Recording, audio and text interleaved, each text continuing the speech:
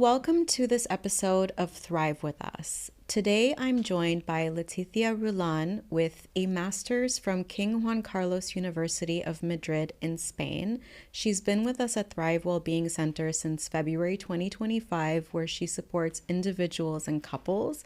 And because of this and her family systemic approach, we decided that today we're going to talk about toxic relationships. Welcome. It's so nice to have you here. Thank you very much, Sarah. Thank you for having me. It's my pleasure. So we were going back and forth a little bit, trying to think about what to cover in the podcast. And we decided on toxic relationships. And we know it's a big topic. So maybe we can start with what that term means and how it's being used. And a little bit later, we can talk about how to recognize maybe some of the difficult patterns and what to do if you, as the audience, like many people that come to our offices, are wondering if you're in a toxic relationship. Yeah, sure, definitely. So let's start defining what a toxic relationship is. And we will talk about toxic relationship patterns. I will explain later why. But they are patterns of behavior that are consistently harmful, detrimental, draining, leaving one or both partners feeling unsupported, feeling devalued, feeling manipulated. And eventually, this leads the way to anxiety, to a lot of tension, to emotional exhaustion, and so on and so forth. And why do we talk about patterns instead of toxic relationship? We have been discussing this together. So when we look into toxic relationships in social media, pop culture, they operate under the assumption that is one person who is the toxic partner. Yes. Now, what we see normally in our offices when we see couples is that what makes it toxic most of the times is the interaction between two people, right? Yes. So basically giving responsibility to both. And even in those relationships where the toxicity comes mostly from one partner, the other one might be playing a role. Yes. Either because they are responding in an accepting manner, sometimes they are even reinforcing that. So what we want to do in our consultancy is to give responsibility and raise this awareness so that they can work on that, either on drawing boundaries, communication, assertivity, and of course listening to themselves, right, to address the problems that they see in their relationship. Yeah. No, that's really helpful place to start, by moving away from this label of toxic relationships to toxic relationship patterns for a number of reasons. And I think, as you and I were talking about before, and you just mentioned as well, now we see a lot of stuff online. And so a lot of people are looking and consuming these lists, and these are the signs, and this is what you need to look out for. And that can be helpful in identifying things that are problematic or maybe less healthy, but it can be a little bit simplistic and reductionistic. And I think the second point that you made is especially important because, you know, with the exception of abuse, anything that happens in a relationship has inputs from both ends. And that's not to shift the blame, but like you were saying, to take the responsibility. And also, if you have a role in it, you have some power to change it, rather than being a passive recipient of this toxic behavior. Yeah, definitely. And that's what we also do with our clients to kind of help them understand why are they in these relationship dynamics and what they can do in order to change that.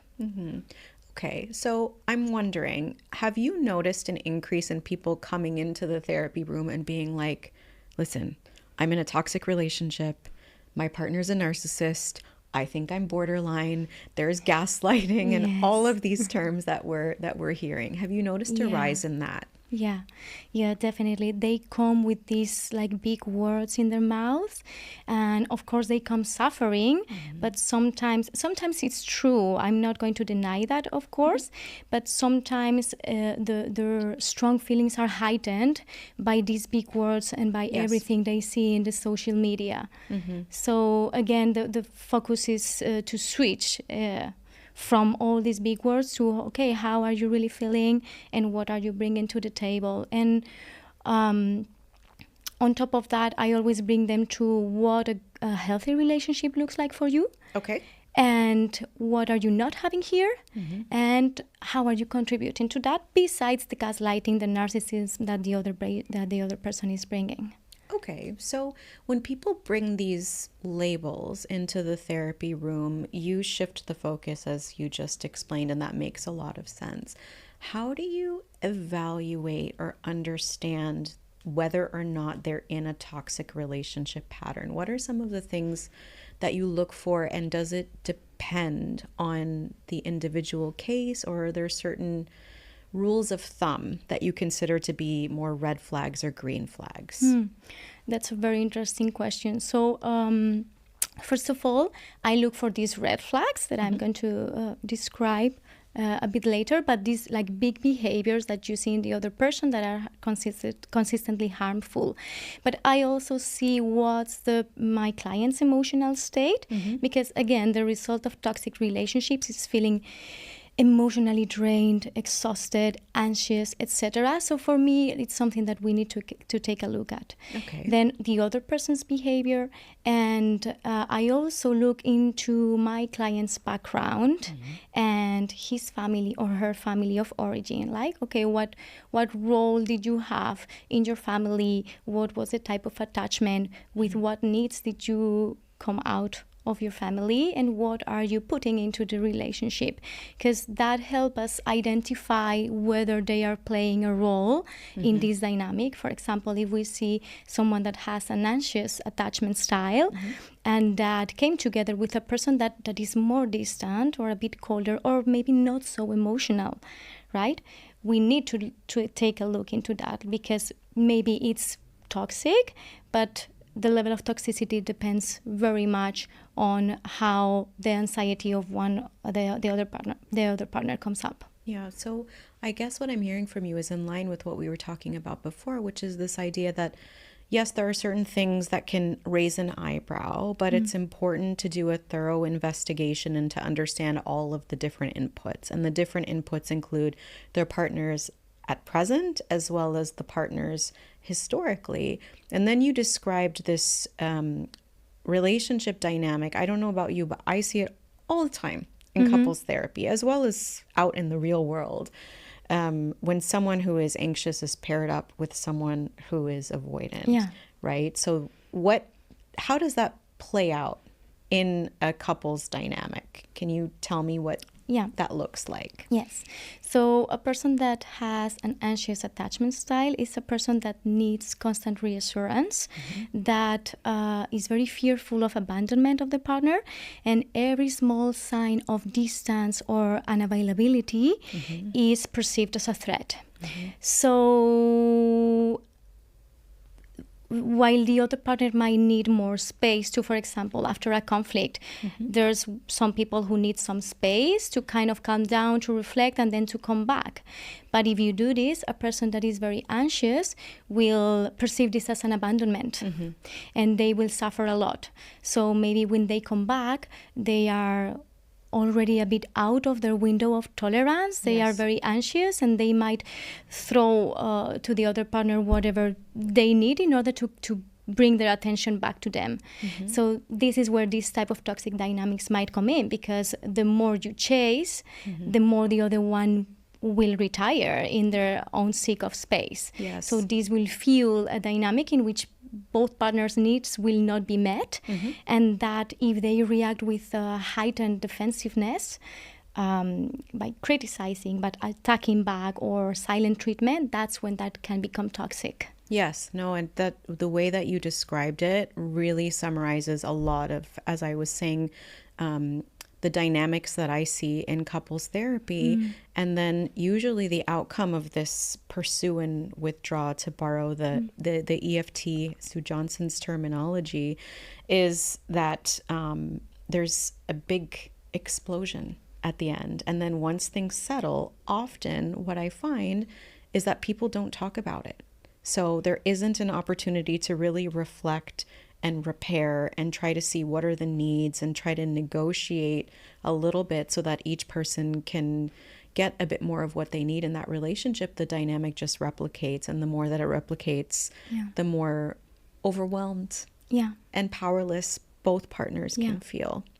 Sometimes that is due to the lack of communication skills or the difficulties they have to experience their own vulnerabilities. So maybe expressing what are my needs makes me feel more vulnerable. And sometimes it also comes from the fact that when they are in the middle of the conflict or the fight, they are so anxious that it becomes a very distressing experience. So when they come to a calmer place, they just don't want to get back to that anymore and just to keep on going. But that perpetuates the cycle because there's no real resolution, or they are not learning anything for the next chapter.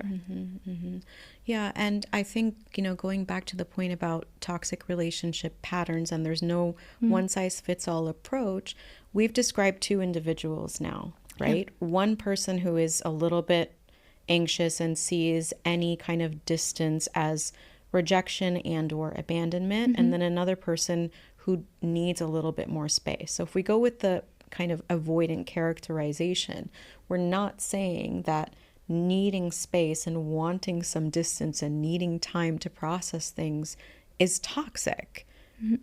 It's totally fine, as is needing reassurance and wanting closeness. It's when those two things kind of come together and there's no real negotiation of having them coexist that it becomes problematic. Yeah. I think to some extent what we see in the social media, etc., there's a slight demonization of the emotionally avoidant people. And the way I see it is that they are emotional in some way. It's just that they learn to suppress their emotions back in childhood due to neglect, to abandonment, for their own reasons. So I normally try to give it a twist so that I say, no, the other person is emotional. You need to understand how his or her emotionality plays out. Yes. It's because normally the anxious person makes more noise and we can see that they suffer more more. visible. Yes. It's more visible, but the avoidant one is also suffering. And actually the studies made by Mary Ainsworth, I think it was, with the children, they would measure the heart rate and all these signs of anxiety. And even though these babies, these toddlers, were not displaying behaviors of seeking out their parents, they were doing as if they didn't care, but their nervous system was so activated. They were very anxious, actually. Yeah, and I think this is a really important point because, as you were saying,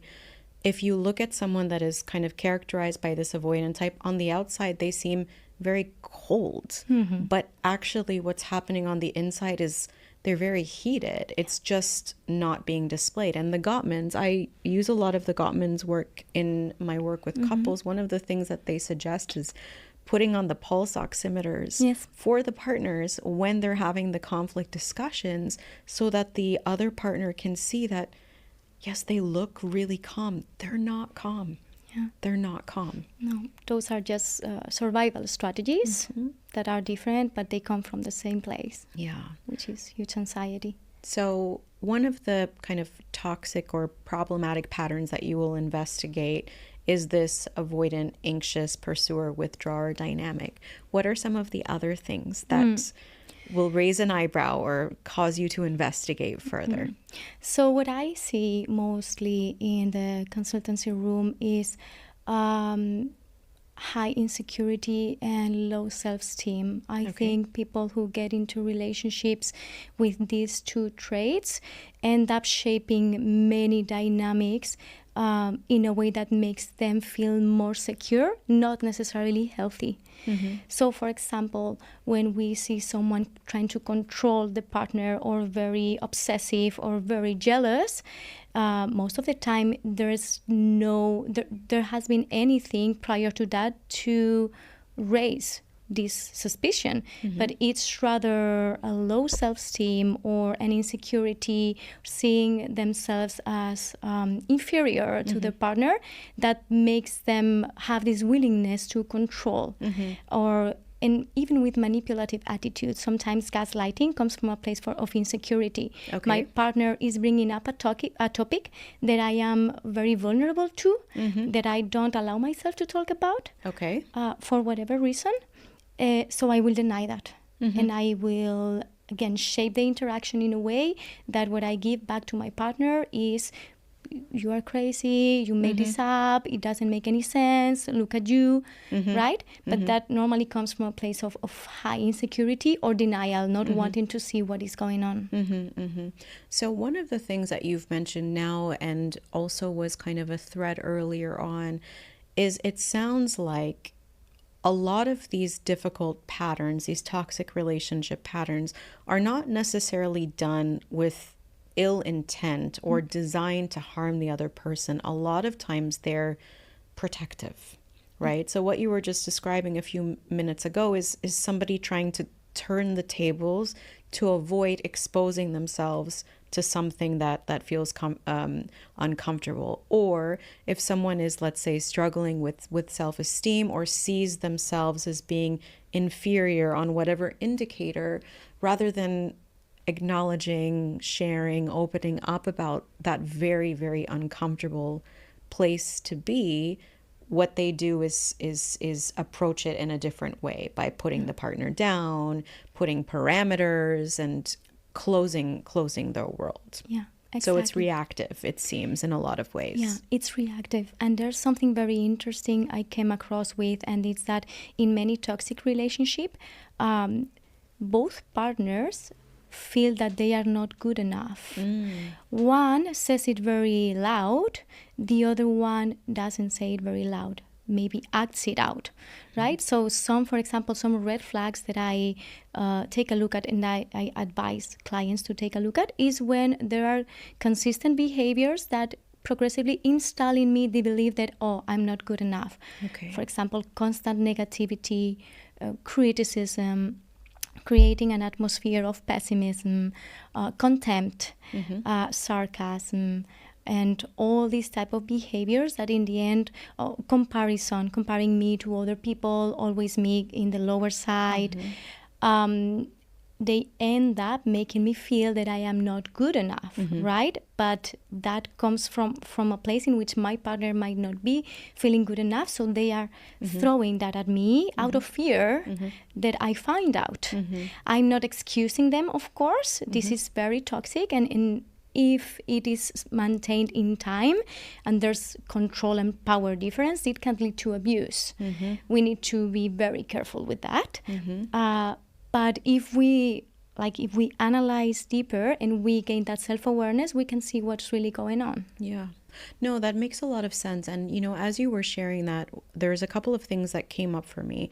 One of them is that a lot of times when people present to couples therapy, they're coming either in crisis, it's like the last effort before maybe taking a step to dissolve a relationship, or things have just gotten so bad and they feel really stuck. And a lot of the work and the discussion will be around the things that are negative and those kinds of difficult interactions like you just described.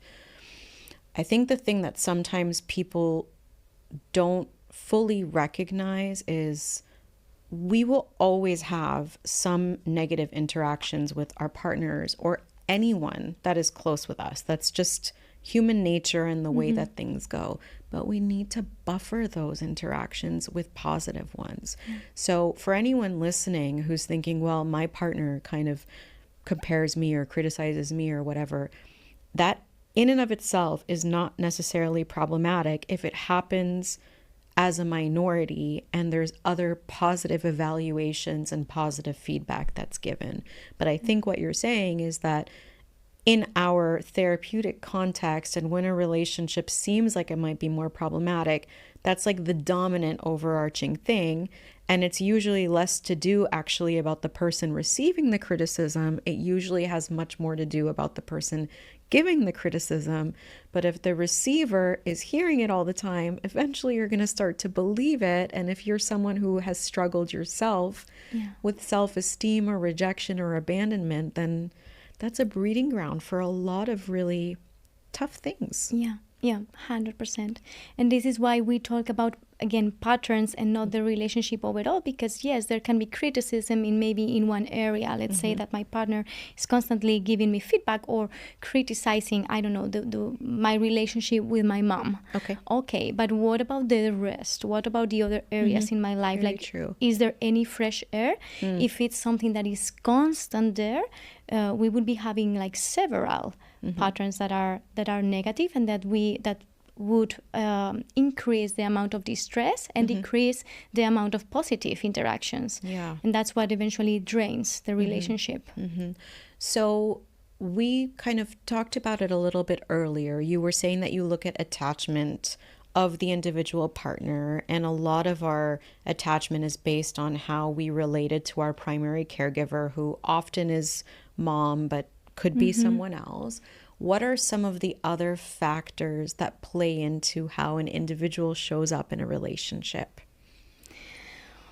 Well, I can talk about culture. And I think this is a very important one. We are not only talking about traditional beliefs about relationships, but also what we see in the literature, in the movies, in the social media. So, for example, if we look into culture beliefs, what are the gender roles? And traditionally, for example, that love is above all, and love is about suffering and things like that. These are some things that eventually make us stay or shape the way we see the problems we have in the relationships. Then if we go into literature, movies, things like that, they sometimes they romanticize obsessive and controlling relationships, or they confuse passion and love with chaos. And this idea that there's the one for me, or that it's only me who can fix my broken partner. And these things have a lot of impact, and I see that very often in my young clients, like early adults, that they are in very toxic relationships, thinking that this is the most romantic thing. And then we look into social media, that it's like very, very impactful for the good, but also for the bad. Like the idea of the manosphere, or the extreme feminism, or these big words that are used very fast. This also has an impact on the way we see our relationships. Yeah, no, that makes a lot of sense. I think there are definitely a lot of sociocultural inputs, as you were describing, and a lot of factors that play a role into it. And with the social media, I think also what can happen these days is things are so carefully crafted and curated online, right? So people will present their relationships as being like this. And if your relationship, even if it's not toxic or have toxic patterns, isn't fitting in with that, it's embarrassing, shameful, vulnerable to open up about that. And that can keep people feeling isolated and sometimes trapped in dynamics that maybe aren't serving them, and probably not best for them to continue in the long term. Yeah.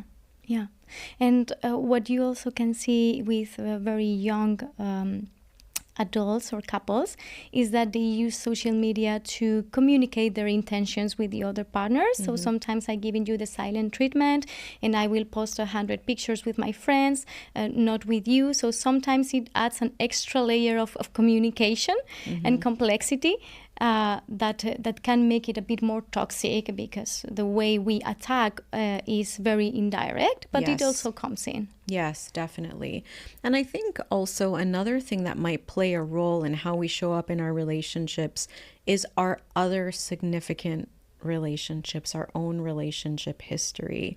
So either in conjunction with or irrespective of our family of origin, if we have certain relationship history patterns, that's going to affect us. Yes. Right? Yes. Many times you can see that there's people who are in relationships that are struggling, but that they are overall good, and there's a willingness to thrive as a couple.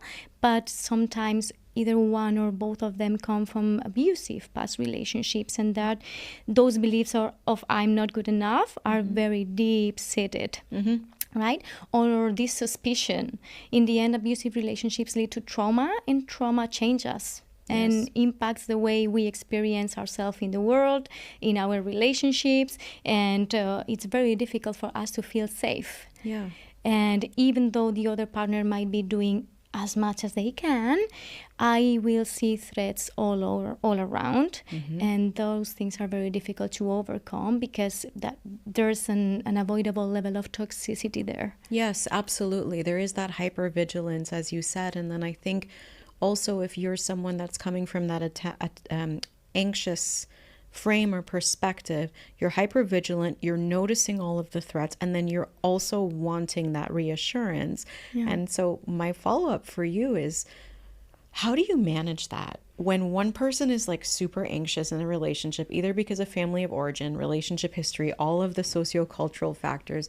They need that reassurance. Like, where is the boundary on what is acceptable or normal or okay to offer? And at what point in time does it become problematic? Because then that person is never learning how to self-soothe. Yeah.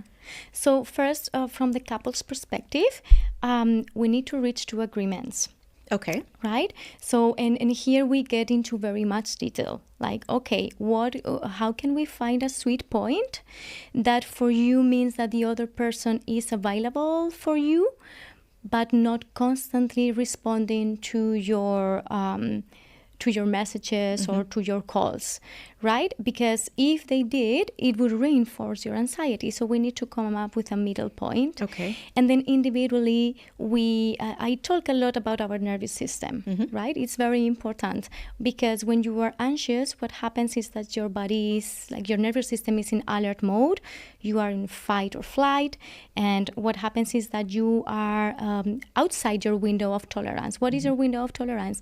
Where you feel calm, where you can think clearly, where you can communicate. When you are out of that, you are reacting, you are not choosing what to say, you are not choosing what to do.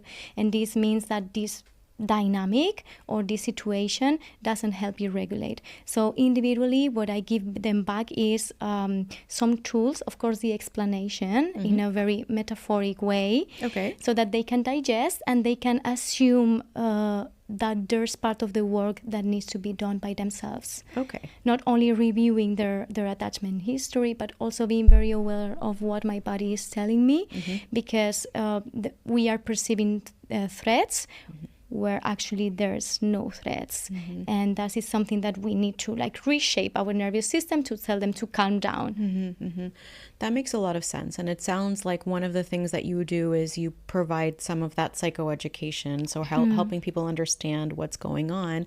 And then you reference something that I'd like to discuss a little bit further, which is that line between what you help a couple work on together, maybe that like co-regulation, and then what each partner kind of needs to manage on their own. How do you navigate that?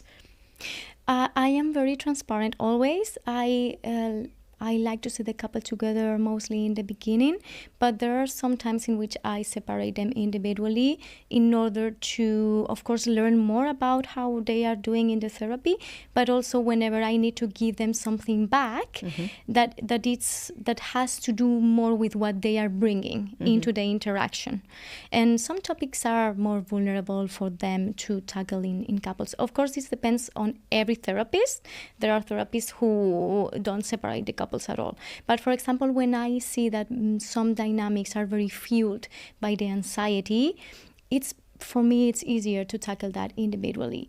And when they are together, we talk about the need for predictability, for consistency, and of course, how the conflict dynamic unfolds so that we can work it together in session. Yeah. No, and I have a similar approach to you. So I mostly work with couples in a joint session format, aside from like the individual part of the assessment process. But at some point in time, you can benefit from separating and tackling for that individual what it is that they need to work on, especially because I don't know if it's your experience too, but often one person is just like in the anxious avoidant dynamic that we discussed that shows up in the therapy room sometimes too, right? Where someone who's a little bit more visibly engaged, who's a little bit more verbal, ends up taking a chunk of the time, and that person is kind of maybe not happy, but they're comfortable or used to taking that back seat, and so it ends up being almost like a replication or a reenactment of the relational dynamic. Yes, 100%.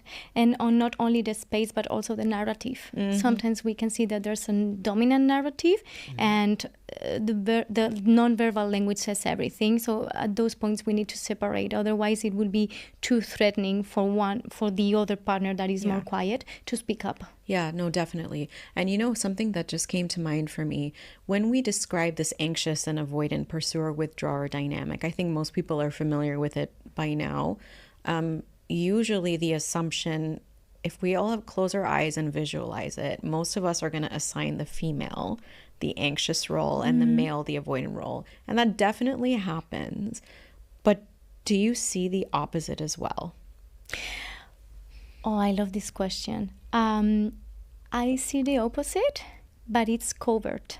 Okay. Because male are not supposed to make a lot of noise when it comes to their fears, their emotions, etc. Okay. So sometimes their anxiety plays out in the ways that I was mentioning before, right? Like maybe controlling or guilt tripping or sort of, because in the end, what the anxious attachment style the anxious person needs is to control the level of closeness. And with that, normally they find the way to do it by controlling the person itself, right? It's not conscious, but it plays out. So for example, if I display this hot and cold behavior, I leave you a bit anxious, you don't know what's going on, and you will come back repeatedly to see what's going on with me. So this is how I learn to calm down, because I have you seeking me. So it's a very indirect way, and it's more subtle, but it happens. Yeah, no, what you're saying makes a lot of sense. And so the way that it's being played out is very different, but you definitely see the inverse of what most of us associate with the anxious and avoidant. As you were saying the hot and cold, I was visualizing it because I've seen this time and time again. I also thought about this idea of the breadcrumbing, another very kind of it's popular term. Topic right now. Would you say that that's something that can be a part of toxic relationship patterns? Yes, definitely. It adds up, definitely. Together with this atmosphere of overall negativity, of contempt, of criticism. Yes, definitely. Okay. And also when I show love and care, when you do what I want, or when you say what I want, when you are what I want, right? When you don't, or when you draw a boundary and I am not happy with that, I will get very cold. So I will sort of punish you for that. I'll withhold. Yeah. And then if you're somebody who grew up in an environment where you had an anxious attachment style, or maybe you had a caregiver that would engage in silent treatment and other sorts of reactions, then I would imagine that that can be very, very triggering. And then when that person is feeling triggered, usually then they're going to seek that closeness, and they're not going to be doing it in like the responsive kind of calm, grounded way. It's going to come across very intensely, and then we're going to trigger this Tom and Jerry, cat and mouse kind of approach. Yeah. You just touch a point that is very interesting as well, and is what we learned in our families, right?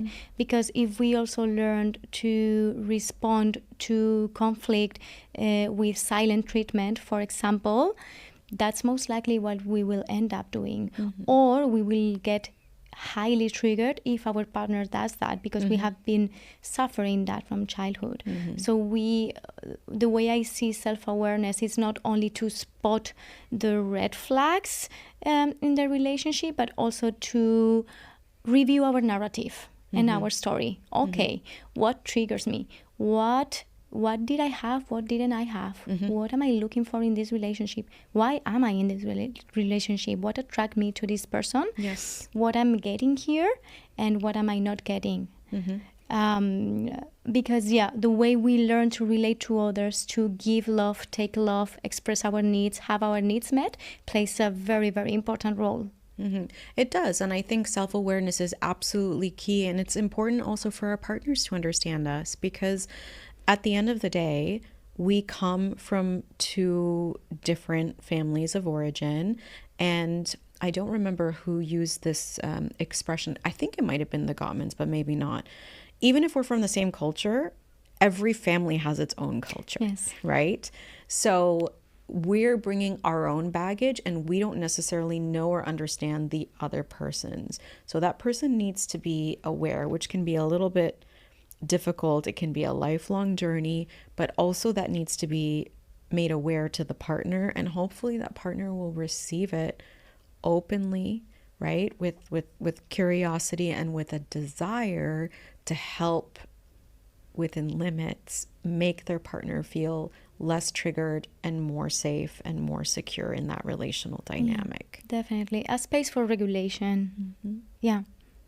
Actually, when we talk about healthy relationships, in contrast to toxic relationship, we are talking about safety and also about developing a level of communication that is a bit deeper, right? Instead of you did this, or you I don't know, you attacked me and I withdrew, to go one level deeper. Mm-hmm. You attacked me by calling me pathetic, and this triggered me a lot because that's what I would hear my mom said to my dad, which would make me highly distressed. Mm-hmm. So if you know that, if you are aware of my relational story, you will fine-tune your interventions with me or your communication in order to make sure that I stay regulated. Yeah, exactly. And sometimes people don't know that specific word or that tone or even that body language or the physical proximity versus distance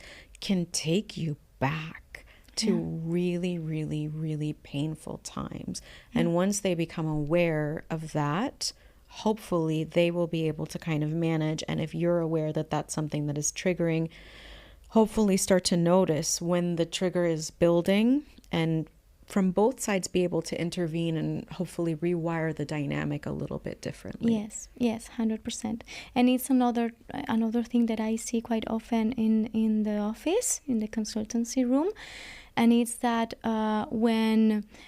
because of course toxic dynamic, first of all, they come from the conflict management, right? If we are in a conflict and it escalates and we tune into disrespect, humiliating, contempt, like all these big things, and after that there's no accountability, that's very dangerous and a clear sign. Now, what we normally see is that couples that have conflicts, it escalates a lot, and normally, not always, but normally the man resorts to aggression, either verbal or breaking things or whatever.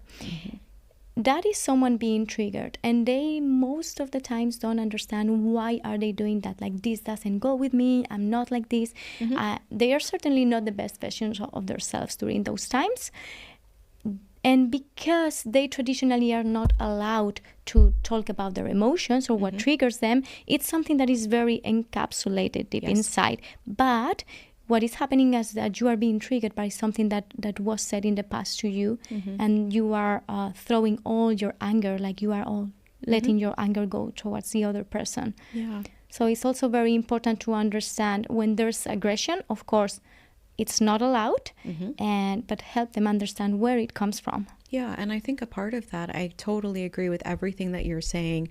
And I think a part of it is, that for men, although it's not allowed, it's not acceptable to be aggressive and all of those things, when they display anger versus sadness or something else, it's more normal, common, acceptable because of our gender norms and our stereotypes. So sometimes things get displaced because that feels like a safer option in that moment. Yes, 100% this happens.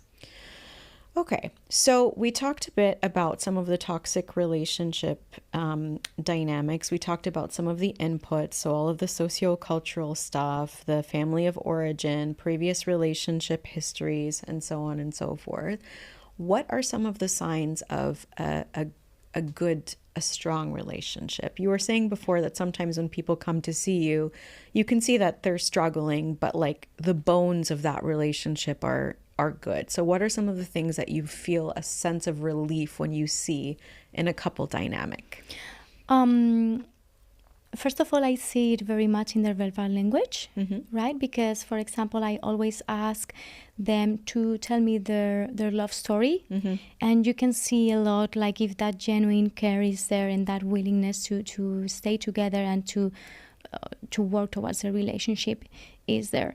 And then when we talk about willingness to work, even though there might be defensiveness, you can certainly see if both of them are willing to work on that, if they have spaces of relief, if they have spaces where they can connect, and if they share the same values.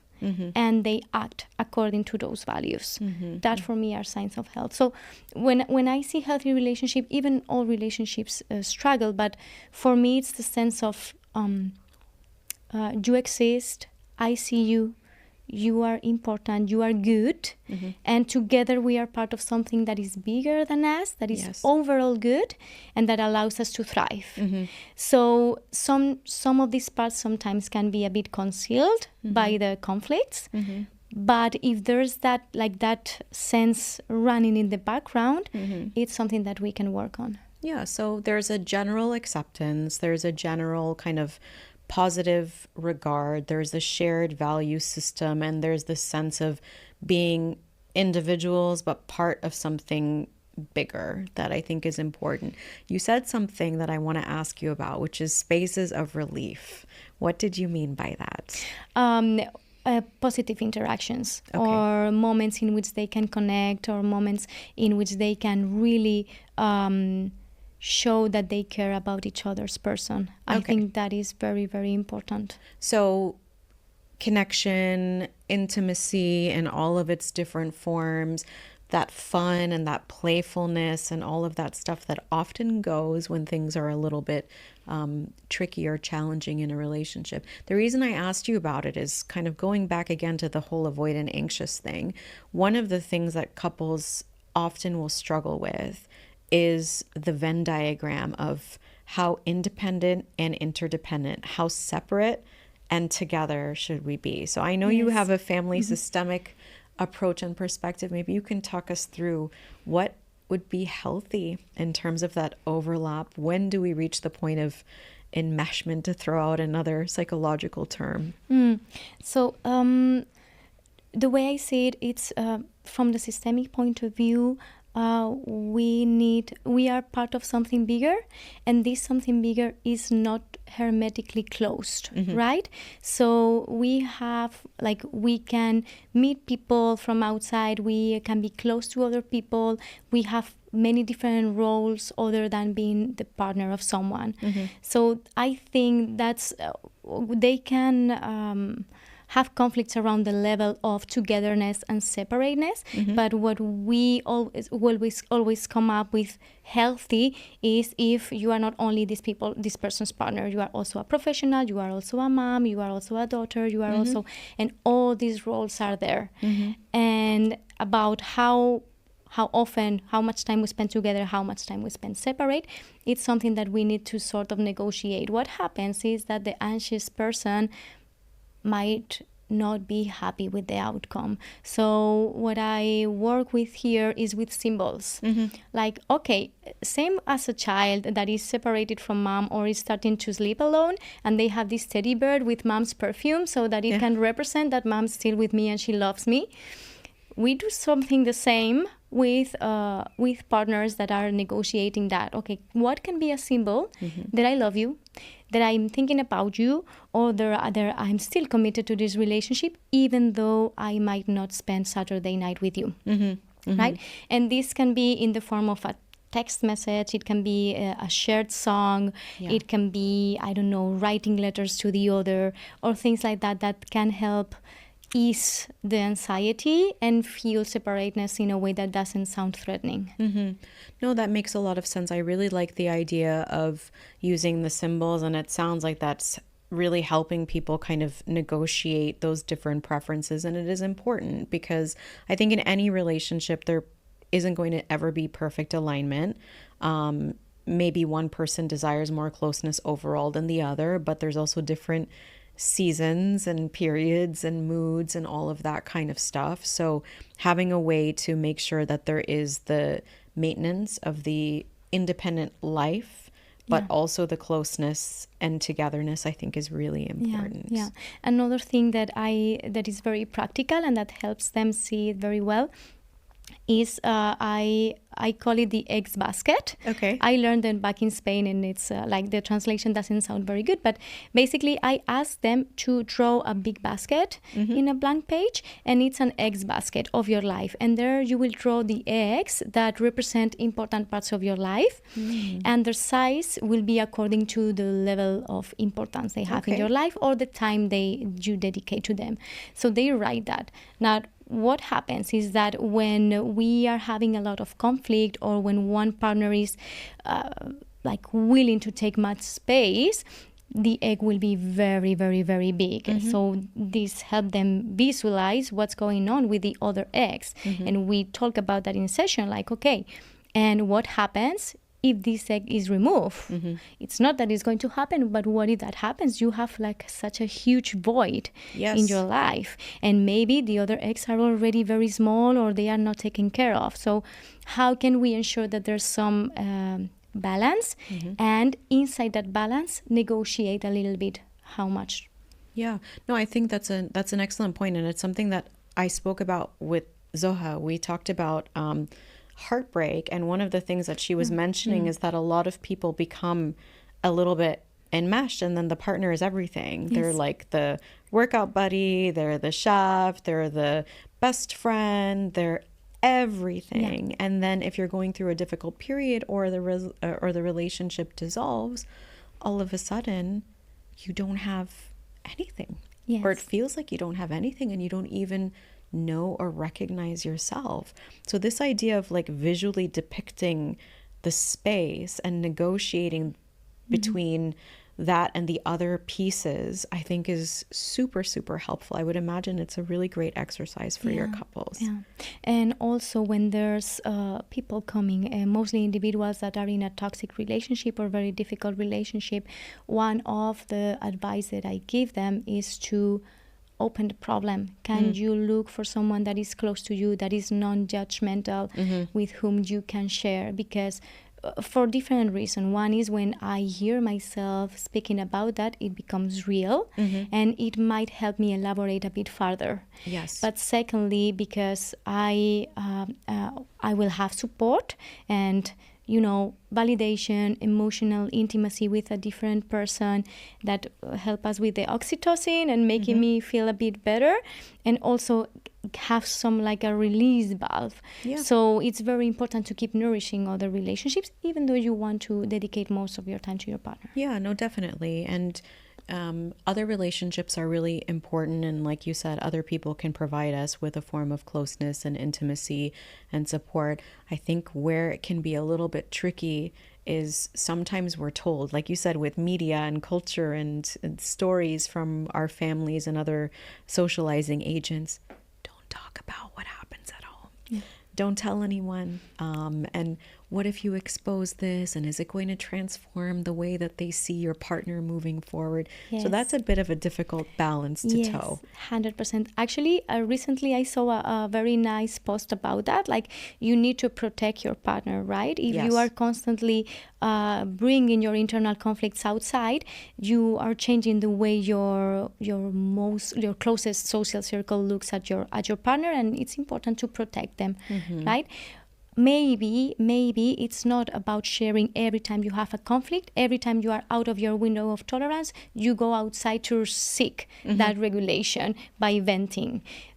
maybe you can find ways to self-regulate without telling another, and make sure that every time you share, you are in a piece of calmness. Yes. And it's because you need one person that is a source of comfort, not everyone, because yes, you are going to poison very much. You are adding extra poison to the relationship. Yeah, and especially if it's someone that you're close with, usually it's somebody that is closer with you than with your partner, and then that can end up skewing things and then complicating the dynamics.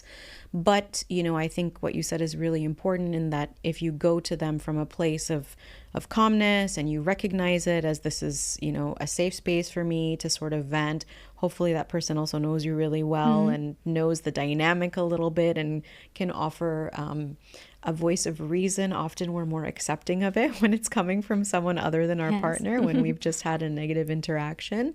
But like you said, there's other ways. And I think there can be a difference sometimes depending on the person. Sometimes it's along gender lines, that when something happens, I need to talk about it. But there are other things that I can do to feel better, like go to the gym, go for a walk, you know, disconnect and watch my favorite TV show, and all those kinds of things. So broadening our toolbox for independent activities as well as interpersonal interaction can probably help with the release, as you were saying before. 100%. And also because if every time there is a huge conflict, you go outside, they eventually won't listen to you anymore. Like they get tired because you are not really putting efforts to come up with a solution. You are just going out, and that reinforces the pattern because you are not really solving it inside. You are turning outwards to solve that, and it just doesn't work. Yeah, you know, it's funny. I'm thinking about my best friend is living in the US. We went to high school together. We haven't lived in the same country since 2001. Okay, Okay. But she knows every single day, morning and night, each of us send a voice note. And if one of us is bothered about something, we will literally text each other and say, you don't even need to listen. I just had to say it, you know, and just knowing that you have that space and not always having to trouble, if you will, your partner or other people that are close to you can be very, very helpful, can be a very, very good outlet. And part of that, not to say that our approach is perfect, probably there are refinements that we need to make, but part of it is us being sort of aware of what our needs are and being able to communicate that, you know, like, I need you to hear this like 17-minute long soliloquy and give me your advice, or I don't even need you to hear it. Delete it as soon as you see it, because I needed to say it and feel like it's being received in the universe. And that's such a sign of safety. Yeah, no, and safety is, as you were saying, such an important thing for us to cultivate in our close relationships, whether it's platonic or our romantic relationships. Yeah. And it happens that sometimes we confuse safety with lack of conflict. So another sign of a toxic dynamics is when there are no conflicts at all, because there's huge fear of friction, and what happens if there's friction and I am abandoned. Yes. So sometimes there's also a lot of anxiety behind that, and when there are no conflicts at all, that means that one partner is fading away. Yeah, no, I agree with you, and I've always thought, when someone presents in couples therapy and they say we have no conflict whatsoever, it's almost more alarming than if they're high intensity conflict, and for exactly the reasons that you said. And also, it's like, how can you be close to someone and not annoy each other and get into fights sometimes? There's a level of superficiality required to maintain this place of no conflict. And so that comes back to this idea a lot of people have, that conflict is this bad thing. But it's not. Conflict is simply a sign that something needs to change. Yeah. How we manage the conflict, how we repair from the conflict, that's what matters. But to go for, or to strive for, or to think that an absence of conflict is a good thing, I think we're aligned in seeing it as very much the opposite. Yeah. Yes, definitely. So we talked a lot today about the patterns. Yes. We said from the get-go, it's not about the checklist for the toxic relationships, but what are the patterns? What are some of the signs that things might not be so good? What are some of the signs that, you know, you've got a good structure and foundation in your relationship? Where do some of these patterns develop? What happens when people are being activated? What are our inputs into that pattern? Because both of us have inputs individually, as well as kind of reacting and ping-ponging off one another. A lot of really helpful insights. Is there anything else that we didn't cover that you think would be helpful to share with our audience today? No, I think we covered pretty much all. I would again highlight the need to be very self-aware. Sometimes we learn not to listen to our body or listen to our emotions and just keep going. But what I always say in session is that one is by chance, 2 is a coincidence, 3 is a pattern, and we always have like our intuition. Sometimes our intuition is a bit twisted because of trauma or attachment, but it doesn't harm to communicate if something is just not feeling good for you. And let's see how that conversation goes. But if there's something that just doesn't feel well, just don't be afraid to tackle that. If it doesn't go well, maybe this is not the relationship for you. No, I think that's a great point. And what I'm hearing from you is we need to approach ourselves and our relationship with a sense of curiosity. We have these emotions, these physiological responses, and they're there for a reason. They're messengers. Yeah. So being curious and trying to understand what they're trying to tell us. And as you said, okay, 1 time, fine, 2 times, okay, but 3 times or more, there's something going on and it's worth investigating. And hopefully in your relational dynamic, there is enough safety and open communication that you can explore together. But if there isn't, if you get shut down and that happens repeatedly and repeatedly, then maybe that's your sign that this is not the relationship for you. Yes. Okay, perfect. Thank you so much. As I said at the beginning, you've been with us at Thrive since February 2025, working with individuals and couples. And a lot of the individual work that you do, I think, is rooted in helping people with their relationships, even if they're presenting with things like depression or anxiety. Yeah. But if anyone wants to find you, they can find you at Thrive. Thank you again for your time. Thank you so much, Sarah. It's been a pleasure.